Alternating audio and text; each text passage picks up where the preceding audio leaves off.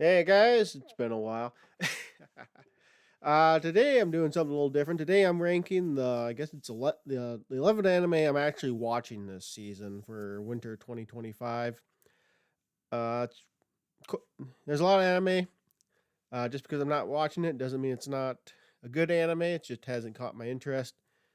So I'm just ranking the ones I have watched, and I'm just going to rank them under the four categories: S rank, the S rank, A rank, B rank, C rank. So C rank is just kind of average, and that means I'm probably not going to watch it again. B rank means I'd probably come back and watch a few certain episodes, but more but more of B rank is just if it has a good opening or ending song. A rank is if it has a good opening and ending song that I actually favorited or put into a playlist, and it's a good anime overall. And rewatch it again maybe once in a while. S rank, S rank is X rank is the same as A rank. The only thing is that S rank it has a good dub with it too, or it just has something that, or I just really like the premise and the characters more than the others, and we'll revisit it or I'll rewatch the entire season when it's over. Basically, it becomes like a permanent fixture in the watch list. So, anyways, let's get started. There's not going to be a particular order here because I messed up on it. But we're going to start with from bureaucrat to business, from bureaucrat to villainous. This is a story about about an otaku father who had an otaku wife and they had an otaku daughter, and he doesn't die. That gets revealed in like episode 6, I think. No, not 6. I just watched 6. In episode 4, I think. He's not dead. He's just in a coma, but his mind is in the game of his daughter's favorite Otoma game. And I really just like the premise with it, just because it's an older gentleman having to play as like a 15-year-old girl, but he just keeps being an old man throughout the entire thing, and isn't really getting the whole vibe of the Otoma game. I really like the opening and the ending on it. They're really good. I don't know if you call them bangers, but I like listening to them. They're both really. They're the only two. I think this is the only opening and ending that I listen to whenever I watch the show. So I don't really skip it. The premise is great and the characters are fun. Although the lead character is really fun, the daughter's fun, but I will have to give it a little bit of a hit because the rest of the characters are kind of just generic Toma game characters. You got the prince, silent type, hot headed type, ice guy type. So it's not. It's yeah. So the characters are kind of low lacking in some parts, so they're not really memorable. Like I barely remember the character's name, and the main heroine or main hero Grace, the old man, he can barely remember their names. He has to write them on his fans. So for having a good opening, a good ending, a great premise, and I probably will rewatch it again. I am gonna put from father to bureaucrat, from bureaucrat to villainous, right in A rank. So we're gonna move on. Uh, Also, most of these anime haven't finished yet, so my thoughts might change on them. But right now, this is like the mid-season rankings. The next one is I wanted to escape princess lessons. I really like the premise of this one. Um, I know I listen to the opening most times when I watch it. I don't think I get. I don't even know if I remember the ending, to be honest. As far as the song goes, the premise is nice, but I can feel like it's losing momentum in the middle of the season because it's kind of just following the route where obviously the princess and the prince do kind of like each other and they're going to get together. So it's kind of resistance is futile. So as much as I like, it started out real strong for me, but unfortunately, I think I got to put this one in B rank. So I'll probably revisit it again. Maybe if they do a dub of it, I'll listen to it just to hear the voices. But right now, other than watching a few key episodes, I don't know if I have to rewatch this one yet. Yeah, so definitely, I'm going to put this in B rank. It's still higher than C rank at this time, but it's it's kind of it's not losing me. I'm going to probably watch till the end, but I can just feel the season getting weaker as we go along with the story. Like the premise just isn't working out. Next, I have the hierarchy all messed up here. Next, we have Zenshu. Now, Zenshu, I really like it. I'm watching the dub of it because the dub and the sub come out at the same time, and I just really like Natsuko's voice actress, whose name I keep forgetting to put down, but she does Lilith, and she does Vegapunk Lilith in One Piece, and I really just like the premise of the show. I like the opening. I'm not sure. I listened to the ending. No, I kind of do. I kind of listen to the ending. Yeah, I don't think I would call them bangers, but I do like them. I like the character designs. I like Natsuko. I like Natsuko's character design. I like all the more classic fantasy anime designs of the characters in Tales of Despair, which is the anime inside of Zenshu. Uh, this one I've already rewatched a few episodes already, so Zenshu's definitely going to go up in the S rank for now. It might go down as we get closer to the end of the season, because I think there's only going to be one anime season, and at least I think it would be. But for now, it's definitely something I'd rewatch, and I like the opening and ending, and it's just kind of fun to enjoy. There are some weaker episodes, but I do enjoy it. The next, this is going to be constantly it. Next, we have the Red Ranger becomes an adventurer in another world. This one, I like the premise of it, just because it feels like it was inevitable that they're going to do something with Power Rangers and Isekai at some point. And I'm enjoying the show. I think I did give the dub a little bit of a try. The dub's okay. It's not great, but it's okay. It's not a bad dub. I'm liking the characters. I like Red as a character. I can't remember his real name, so I'm just going to keep calling him Red. Shit, I can't remember the witch's character. His name. It's Logi. Princess Russian, or with some sort of Russian name. T something. Why can't I remember her name? Damn it. So anyways, I'm enjoying the premise just because it's a wacky adventure. But I have rewatched some episodes. I don't think the ending or opening are really anything too great for me. So I'm definitely putting this B rank because I'm probably going to rewatch the dub a little bit more. But I don't know if it's ever going to get much higher than that. Okay, next we have Headhunted to Another World. I like the premise of this one. I'm enjoying the show. I do enjoy the show, especially since it's just a regular guy working in the fantasy world under the Demon King army. It's a good premise.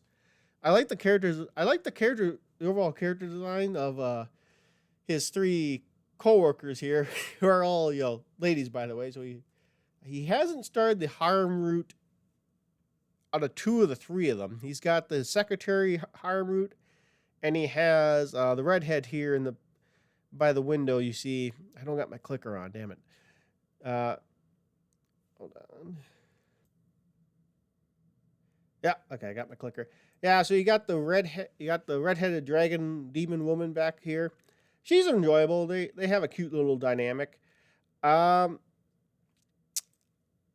He's very business minded. She kind of wants to have an interpersonal workers relationship. Unfortunately for this one, since I haven't really started rewatching the dub of it, I think I'm putting this one in C. I don't think the opening is bad, but I can't even tell you the ending right now. So I'm putting this one in C because it's coming off as enjoyable but average for me, to be honest. So we'll see how that goes. Ooh. This next one I actually love a lot. I feel like I shouldn't love it as much as I do, but this one, other than Zenshu, this one is sorry, I keep saying this one. The Daily Life of a Middle-Aged Shopper. It's another isekai one, but damn, there's something about this one that makes me really, really like it. I don't know if it's just the middle. I'm not 40. I'm 8 years away from 40, but there's just something about this anime that I really like. I mean, the buying thing, having to earn money to buy stuff off of basically Amazon. Although I don't know if Amazon would sell you an excavator, but just the magic is just kind of bizarre. Um, Unfortunately, I gotta knock this one down a little bit because I don't really. No, I do remember the opening. I think the opening and ending. I didn't put them in a playlist though on YouTube yet, but I think I do like them, so I will give it points for that. But I just like the fact that this guy's going around. I feel like it's really implied that he like slept with his like the in girl, and then he leaves this blonde girl behind. Then it's almost like really implied he's sleeping with the purple cat lady here. We'll see what happens with the blonde. She hasn't shown up in the show yet. And he has this classic daughter character here, and he has a pretty awesome bobcat. So lots of things going for it. No reason to. I'm definitely putting this one in A rank. I will. It will probably get moved up to S rank if I'm honest. You know, because I just really enjoy the premise of the show, and I like the character between Kenichi and Yamura. Is that his name? Yamura, between Yamura and Kenshi, I enjoy Kenshi a bit more. They have like the same basic designs, but I just really like Daily Life of a Middle-Aged Shopper. It's one of those shows that it's weird because it should feel way more generic than it is, but I just love it so much. So I think at the end of the season, it's definitely going to be one of my favorites. And this one's a little bit of a seated seat, but we have Apothecary Diaries, season 2. Get it up there. I really messed up the hierarchies sorry about that, guys. So Apothecary Diaries is back. We got Mamo and Jinshi, and I'm just gonna put this. Let's see. I guess I should judge it fairly. I already like the characters. The premise was fun. Mamo and Jinshi make a good team. The mysteries are always really fun. And the opening's really good. I know I really like the opening. I can't really pick the ending out, but since it's a season 2, and I'm definitely going to rewatch the dub of it as I go because the dub is really good. It's going somewhere between S and A rank, but so it's kind of a given. Let's see. Okay, get this one up a little higher, and the next one is I'm getting married to a girl I hate in my class. This one's a rom-com anime. One always gets on the list every year. It's just slice of life, down to earth. The premise is kind of funny, just because it's 2 high schoolers that get married because of their grandparents. I wonder if that's part of Japan's have more kids initiative that I'm pretty sure they're having. They have the main girl here, Akane, who's the yandere girl, wife in this case. They're married. You have the Garu girlfriend, who probably would have been a better match, to be honest. Then you have the cousin. Not sure where they're going with that, but then you have this pink-haired girl that just showed up at the end of the last episode. They make a cute couple. I really enjoy watching them. As much as I enjoy the show, the opening and ending are blah. Like, I don't even know them. I skip them all the time. So the premise and characters, they're definitely going in C rank, because I'll definitely watch the season 2 if it comes out, but I definitely don't think I'm going to be watching it again, because there's not really a standout episode for me. As much as I like the chibi animations and the comedy, I don't think it's strong enough to make me want to watch it again. So it's going to C rank, which is a little unfortunate, but it is what it is. Okay, next we have Okisura. There's another title. I don't understand what the girl I like is saying. So basically, there's a guy who just moved to Okinawa, this guy, and he really likes this girl, her name's like Hina Nan, I think, and you have Higa, and she translate for this girl, so this guy can understand. He likes her, but the blonde here likes him. Honestly, I'd go for. Let's see, I gotta say it right. They extend the name, like Hina, Hina, yeah. I would go for Hina if I was in his position, but you know what? It causes drama because Hina's reactions are really cute, and she's always nice and translate for her friend Hina, Neon. Oh boy, I can't remember their names. As much as I like as much as I'm liking the dynamic, it's a fun little cute show. And also, it's just fun to hear about Okinawa. Hear about locations and different cultures. Unf- I didn't know they had their own dialect, but unfortunately for them, there's nothing I'd really want to rewatch in it. So it has to go in the C. Another weakness is the fact that the opening the opening and ending are kind of non-existent right now in my mind. Um, so unfortunately, got to go in the C rank. That doesn't mean I probably won't revisit it, but right now it's just not that strong of a show for me. But I am enjoying it. That's the thing. I want to preface this. All these shows I enjoy. I'm giving them ranks and stuff, but I'm just basically ranking them from like the most I enjoyed to basically what I'm going to rewatch. If it's in C rank, there's a lower chance of me rewatching it, unfortunately. But next we have I left my A rank party to help my students reach the deepest depths of the dungeon. I am watching this one. Obviously, like I said, I'm watching this one. I am kind of enjoying it. I say kind of because the show makes it a little hard for me to enjoy it fully, to be honest. It's kind of a weak show in my mind because in my video kind of reviewing it, um Yuke here, I'm trying not to say puke or Luke, but Yuke here, he's taking his 3 students plus one extra thief girl into the dungeon after he left his party. These 3 girls are just basically knockoff Rudius wives to me. You have Eris, you have Sylphie, although that's not 1-to-1, but these 2 are pretty close. Like this girl looks like Roxy, she's a magician. This girl looks like Eris, she has a sword. And then you have Sylphie, she is kind of mediator in the sense that Sylphie is for Rudius, but her attributes are different. She has the more standard elf attributes. This one has a dub. I have not started watching it. The antagonist adventurers make it really hard. I'm definitely gonna get to the end of the season with it, but this one's squarely in C rank. Like I don't give a shit about the opening or the ending of it. The premise is pretty weak in my mind, but like it was enough to make me interested. The character dynamics are okay. Okay enough that I enjoy watching them, but not enough to really revisit it again, unfortunately. So we'll get to this next one here. This next one here is I may be a guild reception, but I'll solo any boss to clock out on time.